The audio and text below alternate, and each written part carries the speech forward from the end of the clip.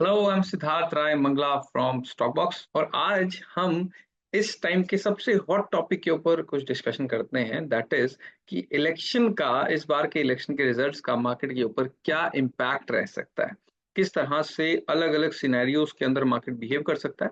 उस चीज को हम डिस्कस करने की कोशिश करते हैं। तो सबसे पहले मैं अपनी स्क्रीन आपके साथ शेयर कर लेता हूँ। तो इस बार के इलेक्शंस को हम कुछ अलग अलग सिनेरियोज या अलग अलग जो नंबर ऑफ सीट्स हैं उसके अंदर बांट कर देख लेते हैं। अलग अलग केस स्टडीज क्या हो सकती हैं और वहां पर मार्केट कैसे रिएक्ट कर सकता है उसके बारे में जानने की कोशिश करते हैं। तो यहाँ पर सबसे पहला तो ये कि जो हमारी मेजोरिटी, जो अभी गवर्नमेंट चल रही है एनडीए की, अगर वो क्लियर मेजोरिटी या फिर जो इनका टारगेट है 400 सीट्स के आसपास का, 350 400 सीट्स के बीच में अगर ये लोग ले आते हैं, यहाँ पर जीत हो जाती है, तो फिर क्या होगा? तो फिर मार्केट में एक अच्छी खासी स्ट्रेंथ हमें देखने को मिल सकती है। 400 पॉइंट्स से 500 पॉइंट्स तक का अप मूव हमें इंडेक्स के अंदर यानी कि निफ्टी के अंदर देखने को एक बार के लिए मिल सकता है। यानी कि निफ्टी के अंदर हमें देखने को एक बार के लिए जरूर मिल सकता है। उसके बाद अगर सेकंड सिचुएशन हम बात करें कि अगर यहाँ पर 300 से 350 सीट्स के आसपास यहाँ पर जो एग्जिस्टिंग गवर्नमेंट है उसको मिल जाती है, तो फिर भी एक अच्छी चीज है मार्केट के लिए। तो फिर हमें एक 250 पॉइंट्स के आसपास का on an average move, up move Nifty के अंदर देखने को मिल सकता है। वो भी एक अच्छी सिचुएशन होगी, बट स्टिल एक जो हमारा टारगेट था उससे थोड़ा सा ये दूर रह जाएगी एग्जिस्टिंग गवर्नमेंट, इसलिए थोड़ा सा कम मूव हो सकता है। उसके बाद अगर हमें एक 300 के आसपास सीट्स मिलती हैं, बट स्टिल हमें मेजोरिटी मिल जाती है, 272 जो नंबर है उससे ऊपर हम रह जाते हैं, उस केस में भी थोड़ी सी a little bit volatility can be seen, क्योंकि ऐसा लग सकता है कि थोड़ा बहुत लास्ट इस बार के टारगेट से हम पीछे रह गए, but still the overall trend will be upwards, क्योंकि बुराई नहीं होगी, क्लियर मेजोरिटी गवर्नमेंट को जरूर मिल जाएगी। इन केस उसके बाद हम लेस देन 272 सीट्स से कम अगर इस बार जो एग्जिस्टिंग गवर्नमेंट है उनकी एनडीए की सीट्स रह जाती हैं, then in that case we will get a mixed, या फिर हमें एक क्लियर मेजोरिटी गवर्नमेंट नहीं मिल रही होगी, जिसकी वजह से डेफिनेटली बाजार पे कुछ नेगेटिव इंपैक्ट पड़ सकता है, थोड़ी वॉलेटिलिटी बढ़ सकती है।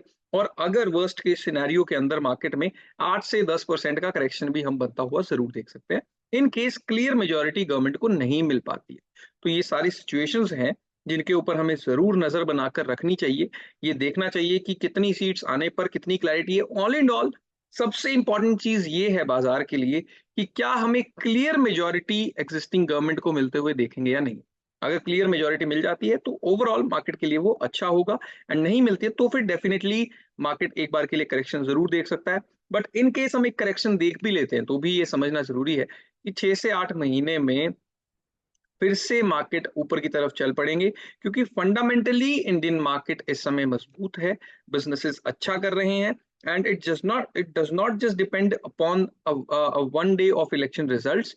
अपने आप में भी इंडियन बिजनेसेस जो हैं इस समय काफी स्ट्रांग है। बड़ी कंपनीज का बिजनेस ग्रो कर रहा है, रेवेन्यूज अच्छे ग्रो कर रहे हैं, और वैल्यूएशंस भी कोई ऐसे नहीं है कि कोई बहुत ज्यादा ऊपर के चल रहे हैं, ऐसा नहीं है। जस्टिफाइड है, ज्यादातर सेक्टर्स में ज्यादातर कंपनीज के वैल्यूएशन जस्टिफाइड हैं, और फ्यूचर के जो आगे परफॉर्मेंस है वो भी अच्छी दिखाई देती है। तो इस वजह से थोड़ी बहुत वॉलेटिलिटी इस बार इलेक्शन के रिजल्ट्स के आसपास जरूर रह सकती है, बट ओवरऑल कोई बहुत बड़ी चिंता की बात यहाँ पर नहीं है। और ऊपर से अगर हमें मेजोरिटी मिल जाती है फिर तो बिल्कुल भी कोई चिंता की बात यहाँ पर नहीं रह जाती है।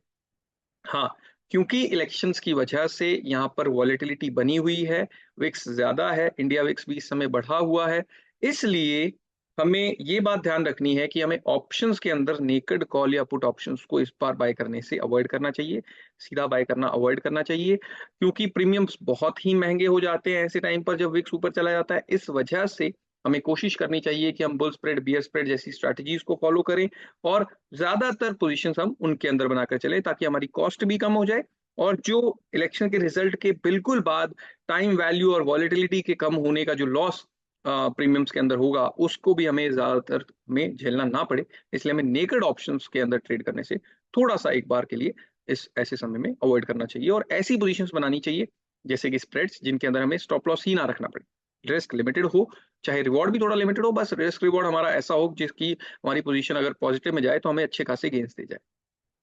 तो this was about the central elections 2024।